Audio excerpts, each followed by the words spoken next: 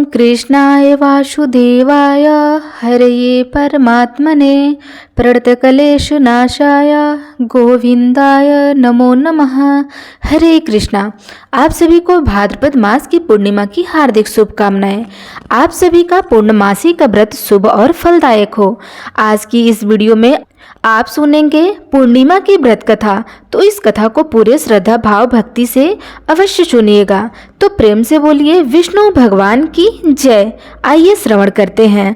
भगवान विष्णु के श्री चरणों का ध्यान करते हुए सुनते हैं आज की कथा। द्वापर युग में एक समय की बात है। यशोदा जी ने श्री कृष्ण से कहा कि हे कृष्ण, तुम सारे संसार के उत्पन्नकर्ता, पोषण तथा उनके संहार करता हो।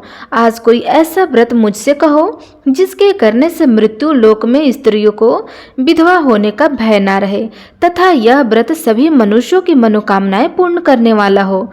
तब श्री कृष्ण कहने लगे कि हे माता, तुमने अति सुंदर प्रश्न किया है। मैं तुमसे ऐसे ही व्रत को विस्तार पूर्वक कहता हूँ। सौभाग्य की प्राप्ति के लिए स्त्रियों को 32 पूर्णमासी का व्रत करना चाहिए। इस व्रत को करने से स्त्रियों को सौभाग्य संपत्ति मिलती है। यह व्रत अचल सौभाग्यों को देने वाला और भगवान शंकर के प्रति मनुष्य मात्र की भक्ति को बढ़ाने वाला है। यशोदा जी कहने लगी कि हे कृष्ण, सर्वप्रथम इस व्रत को मृत्यु लोक में किसने किया था, इसके विषय में विस्तार पूर्वक मुझसे कहो। तब श्री कृष्ण कहने लगे कि इस भूमंडल पर एक अत्यंत प्रसिद्ध राजा चंद्रहास से पलित अनेक प्रकार के रत्नों से परिपूर्ण कातिका नाम की एक नगरी थी। वहाँ धनेश्वर नाम का एक ब्राह्मण रहता था और उसकी पत्नी अति सुशील रूपवती थी। दोनों ही उस नगर में बड़े प्रेम भाव से रहते थे। घर में धन धान्य आदि की कोई कमी नहीं थी। उसको एक बड़ा दुख था कि उनकी कोई संतान नहीं थी, जिस वजह से वह बहुत दुखी रहते थे। एक दिन एक बड़ा तपस्वी योगी उस नगर में आया। वह योगी बाकी सभी घरों से भिक्षा मांगकर भोजन किया करता था, लेकिन उस ब्राह्मण के घर से भिक्षा नहीं मांगा करता था। एक दिन योगी गंगा किनारे भिक्षा मांगकर प्रेम पूर्वक खा रहा था कि उसी समय धनेश्वर ने योगी को ये सब करते देख लिया। सब कार्य किसी प्रकार से देख लिया। अपनी भिक्षा अनादर से दुखी होकर के धनेश्वर योगी राज से बोले, हे योगी, आप सभी घरों से भिक्षा लेते हैं, परंतु मेरे घर से कभी भिक्षा क्यों नहीं लेते? इसका क्या कारण है? तब योगी कहने लगे कि आपके घर में हमें भिक्षा मांगने की आज्ञा नहीं है, क्योंकि अभी आप गृहस्थ जीवन में एक सुख से वंचित है। आपके घर संतान होने पर मैं आपके घर में भी भिक्षा स्वीकार कर लूंगा। उन्होंने कहा कि जिसे संतान नहीं है उसके घर से भिक्षा लेने से मेरे लिए पतित हो जाता है। धनेश्वर यह बात सुनकर बहुत दुखी हुआ और हाथ जोड़कर योगी के पैरों में गिर पड़ा तथा दुखी मन से कहने लगा कि आप मुझे संतान प्राप्ति के कोई ऐसा उपाय बताइए जिससे मैं संतान की प्राप्ति कर सकूं। मुझ पर अवश्य कृपा करिए। धन की मेरे घर में कोई कमी नहीं है, लेकिन मैं संतान न होने के कारण अत्यंत दुखी रहता हूँ। आप मेरे इस दुख का हरण करिए मुनिराज। यह सुनकर योगी कहने लगे, तुम चंडी की आराधना करो। घर पहुंचकर उन्होंने यह सारी बात अपनी पत्नी को बताई और खुद वन में चले गए। वन में पहुंचकर उसने चंडी की आराधना की और उपवास किया। चंडी ने 16वें दिन उसको स्वप्न में दर्शन दिए और कहा कि हे धनेश्वर, जा, तेरा पुत्र होगा, लेकिन उसकी आयु सिर्फ 16 वर्ष ही होगी। 16 वर्ष की आयु में ही उसकी मृत्यु हो जाएगी। अगर तुम दोनों स्त्री पुरुष 32 पूर्णमासी को व्रत करोगे तो वह दीर्घायु हो जाएगा। जितनी तुम्हारी सामर्थ्य हो उतने आँच दिए जलाकर शिव जी का पूजन करना, लेकिन पूर्णमासी 32 ही होनी चाहिए। सुबह होते ही उन्होंने इस स्थान के पास एक आम का पेड़ दिखाई देगा, उस पर चढ़कर एक फल तोड़कर अपने घर ले जाना और अपनी पत्नी को इस बारे में बताना। सुबह स्नान होने के बाद वह स्वच्छ होकर शंकर जी का ध्यान करके उस फल को खा लेगी। तब शंकर भगवान की कृपा से उसका गर्भ हो जाएगा। जब ब्राह्मण सुबह उठा तो उसे उस स्थान पर आम का पेड़ दिखाई दिया और और वह उसे फल तोड़ने को चढ़ा, लेकिन वह पेड़ पर चढ़ ही नहीं पा रहा था। यह देखकर उसे बड़ी चिंता हुई। उसने भगवान श्री गणेश की उपासना की और कहा कि हे दयानिधे, अपने भक्तों के विघ्नों का नाश करके उनके मंगल कार्यों को सिद्ध करें। उनके मंगल कार्यों को करने वाले, दुष्ट का नाश करने वाले, रिद्धि सिद्धि देने वाले आप मुझे इतना बल दे कि मैं अपनी मनोकामनाएं पूर्ण कर सकूं। इसके बाद वह पेड़ पर फल तोड़कर अपनी पत्नी के पास पहुंचा। उसकी पत्नी ने अपने पति के कहे अनुसार इस फल को खा लिया और वह गर्भवती हो गई। देवी की कृपा से उसे वह सुंदर पुत्र जन्म हुआ। उसका नाम उन्होंने देवीदास रखा। माता पिता की हर्ष और शोक के साथ वह बालक बढ़ने लगा। भगवान की कृपा से बालक बहुत ही सुंदर और बहुत बड़ा हो गया और सुशील भी, और पढ़ाई लिखाई में भी बहुत निपुण था। दुर्गा जी के कथन के अनुसार उसकी माता ने 32 पूर्णमासी का व्रत रखा। जैसे ही 16वां वर्ष लगने वाला था, दोनों पति पत्नी बहुत दुखी हुए और उन्होंने सोचा कि उनके पुत्र की मृत्यु न हो जाए। उन्होंने सोचा अगर उनके सामने यह सब हुआ तो वह कैसे देख पाएंगे। तभी उन्होंने देवीदास के मामा को बुलाया और 1 वर्ष के लिए देवीदास को काशी में पढ़ने के लिए भेज दिया। 1 वर्ष के बाद उसे वापस ले आने को कहा। देवीदास अपने माता पिता के साथ एक घोड़े पर सवार होकर चल दिए। उसके मामा को भी यह बात पता नहीं थी। दोनों पति पत्नी से 32 पूर्णमासी का व्रत पूर्ण किया।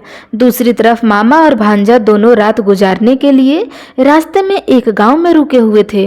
उसी दिन उस गांव के ब्राह्मण की कन्या का विवाह होने वाला था और जिस धर्मशाला में वर और बारात के बाकी लोग रुके हुए थे, उसी धर्मशाला में देवीदास और उसका मामा ठहरे हुए थे। उधर कन्या को तेल आदि चढ़ने के बाद जब लगन का समय आया तो वर की तबीयत खराब हो गई। वर के पिता ने अपने परिवार वालों से विचार विमर्श करके कहा कि यह देवीदास मेरे पुत्र जैसा ही है, मैं इसके साथ लगन करा दूं और बाद में बाकी के सारे काम मेरे बेटे के साथ पूर्ण हो जाएंगे। ऐसे कहने के बाद वर के पिता देवीदास को मांगने के लिए उसके मामा के पास गए और उन्हें सारी बात बताई। मामा ने कहा कि कन्यादान में जो कुछ भी मिलेगा वह हमें दे दिया जाए। वर के पिता ने यह बात स्वीकार कर ली। इसके बाद देवीदास का विवाह कन्या के साथ संपन्न करा दिया गया।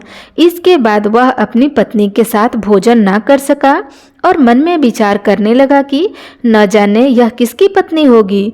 यह सोचकर उसकी आंखों से आंसू आ गए। तब वधू ने पूछा कि क्या बात है, आप इतना उदास क्यों हैं? तब उसने सारी बातें अपनी पत्नी को बता दी। तब कन्या कहने लगी, यह ब्रह्म विवाह के विपरीत है। आप ही मेरे पति हैं, मैं आपकी ही पत्नी हूँ। अगर मैं आपकी पत्नी न हुई तो मैं किसी की पत्नी नहीं हो सकती। तब देवीदास ने कहा कि ऐसा मत कहिए, क्योंकि मेरी आयु बहुत कम है, मेरे बाद आपका क्या होगा। लेकिन उसकी पत्नी नहीं मानी और बोली, स्वामी आप भोजन कीजिए। दोनों रात में सोने के लिए चले गए। सुबह देवीदास के पत्नी को 4 नगों से जुड़ी एक अंगूठी दी और एक रुमाल दिया और बोला कि हे प्रिया, इसे ले लो और संकेत समझकर स्थिरता हो जाओ। मेरे मरण के जीवन जानने के लिए एक पुष्प वाटिका बना लो, उसमें सुगंधित वाली एक 9 मल्लिका लगा लो। उसको प्रतिदिन जल से सींचा करो और आनंद के साथ खेलो कूदो। जिस समय और जिस दिन मेरा प्राणतः होगा उस दिन यह फूल सूख जाएगा। जब यह फिर से हरा हो जाए तो जान लेना कि मैं जीवित हूँ। यह समझकर वहां से चला गया। इसके बाद जब वर और बाकी बाराती मंडप में आए तो कन्या ने उसे देखकर कहा कि यह मेरा पति नहीं है, मेरा पति वह है जिसके साथ रात में मेरा विवाह हुआ था। इसके साथ मेरा विवाह तो हुआ ही नहीं। अगर यह वही है तो यह बताइए कि मैंने इसको क्या दिया था, साथ ही कन्यादान के समय में कौन से आभूषण दिए गए थे, यह बोलिए इन्हें दिखाने के लिए। कन्या की यह सारी बातें सुनकर वह कहने लगा कि मैं कुछ नहीं जानता। इसके बाद सारी बारात भी अपमानित होकर लौट गई। भगवान कृष्ण बोले कि हे माता, इस प्रकार देवीदास काशी चला गया। कुछ समय जब बीत गया तो एक सर्प उसको डसने के लिए वहां आया, लेकिन वह उसको काट नहीं पाया क्योंकि उसकी माता ने पहले ही 32 पूर्णमासी का व्रत कर लिया था। इसके बाद खुद काल वहां पहुंचा। भगवान की कृपा से तभी वहां माता पार्वती और भगवान गणेश आ गए। देवीदास को मूर्छित दशा में देखकर माता पार्वती ने भगवान शिव से प्रार्थना की कि हे महाराज, इस बालक की माता ने पहले ही 32 पूर्णमासी के व्रत कर लिए हैं, आप इसको प्राणदान दे दीजिए। भगवान शिव ने माता पार्वती के कहने पर उसे प्राणदान दे दिए। उधर उसकी पत्नी उसके काल की प्रतीक्षा कर रही थी। उसकी पत्नी ने जाकर देखा कि पुष्प और पत्र दोनों ही नहीं है, तो उसको बहुत आश्चर्य हुआ, और जब उसने देखा कि पुष्प वाटिका फिर से हरी भरी हो गई तो वह समझ गई कि उसका पति जिंदा है। इसके बाद वह बहुत ही प्रसन्न होकर अपने माता पिता से कहने लगी कि मेरे पति जीवित हैं, उनको ढूंढिए। जब 16वां वर्ष बीत गया तो देवीदास भी अपने मामा के साथ काशी से चल दिया। इधर उसकी पत्नी के परिवार वाले उन्हें ढूंढने के लिए जा ही रहे थे कि उन्होंने देखा कि देवीदास और उसका मामा उधर ही आ रहे थे। उसको देखकर उसके ससुर ने बहुत प्रसन्न हुए और अपने घर ले गए। वहां सारा लोग इकट्ठा हो गए और कन्या ने भी उसे पहचान लिया। तब देवीदास ने इसके बाद अपनी पत्नी और मामा को लेकर वहां से चल दिए। इसके ससुर ने भी उससे बहुत सारा धन दहेज में दिया। जब वह अपने घर की तरफ चल रहा था तो उसके माता पिता को लोगों ने खबर दी कि तुम्हारा पुत्र देवीदास अपनी पत्नी और मामा के साथ अपने शहर को आ रहे हैं। ऐसा समाचार सुनकर पहले तो उन्हें विश्वास ही नहीं हुआ, लेकिन जब देवीदास आया और उसने माता पिता के पैर छुए तो देवीदास के माता पिता ने उनका माथा चूमा और दोनों को अपने सीने से लगा लिया।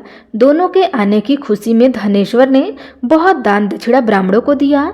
श्री कृष्ण जी कहने लगे कि इस तरह धनेश्वर को 32 पूर्णमासी के व्रत के प्रभाव से संतान प्राप्ति हुई, और जो स्त्री या पुरुष इस व्रत को करते हैं वह जन्म जन्मांतर तक वेद का दुख नहीं भोगते और वह जन्म जन्मांतरों तक वैधव्य का दुख नहीं भोगती हैं और सदैव सौभाग्यवती रहती हैं। यह मेरा वचन है। यह व्रत संतान देने वाला और सभी मनोकामनाओं को पूर्ण करने वाला है। तो प्रेम से बोलिए श्री विष्णु भगवान की जय, माता लक्ष्मी की जय।